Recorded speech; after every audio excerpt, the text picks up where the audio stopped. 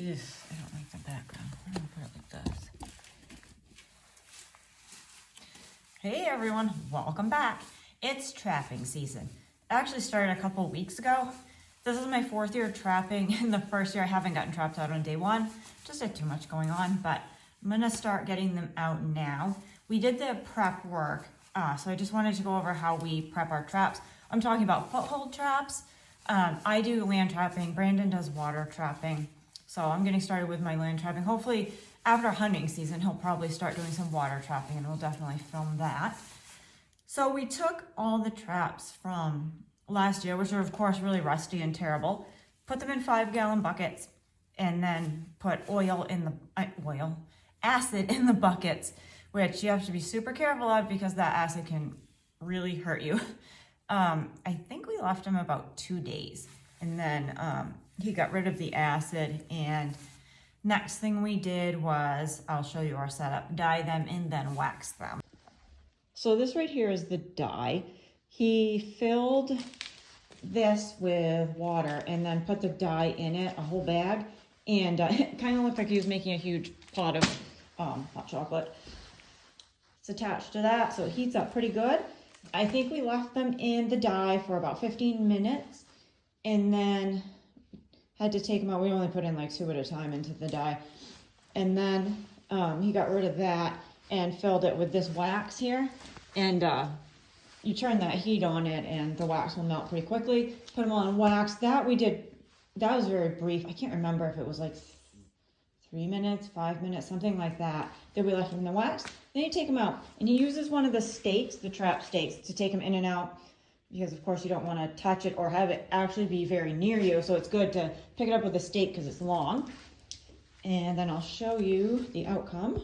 So then we hung them to dry, and I always put a nail, I don't want to touch it, but right underneath the pan there, because it gets stuck on, and when I go to set them, I'm out there with my hatchet hitting them to try to get it unstuck.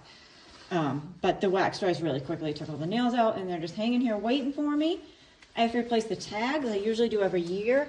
That's one of our tags there. You can see that you can't really read anything on it because it got dyed. So I'll replace all those, and tomorrow I'm going to start setting a couple.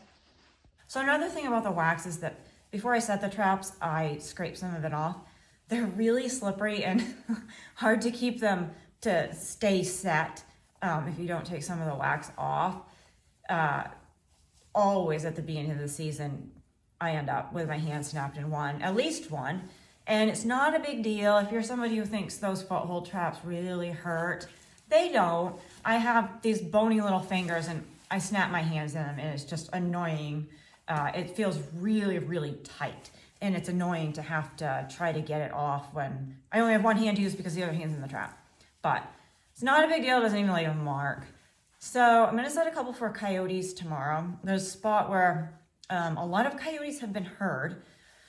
I don't know their paths of travel. I haven't looked that well, so I don't really know where I'm gonna set them. But I'm gonna do urine post sets. I like doing those early season. Seem to have a lot better luck with them early season than late. And I've heard people say that's because early season is not as hard for them to get food. It's not that warm. They're not snow. So they're less interested in digging in a bait hole. Not that they won't, obviously they do. But they're more interested in the scent then. And then later season, they seem to be more interested in looking for food. That might not always be true, but seems to be the case for me. I have both coyote and fox urine. I prefer the fox urine. The coyote urine really only attracts coyotes. The fox urine will attract coyote, fox, and sometimes even bobcat. So I kind of like using that. I might do a couple of each, I don't know.